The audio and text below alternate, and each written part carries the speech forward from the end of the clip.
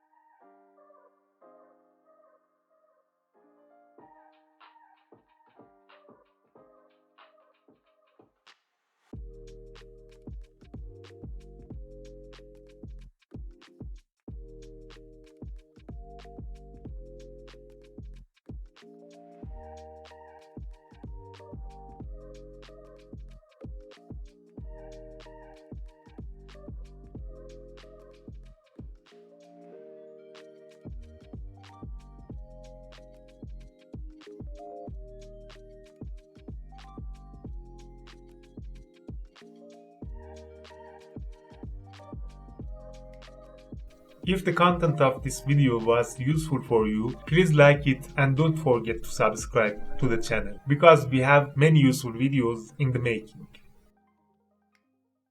See you in next step.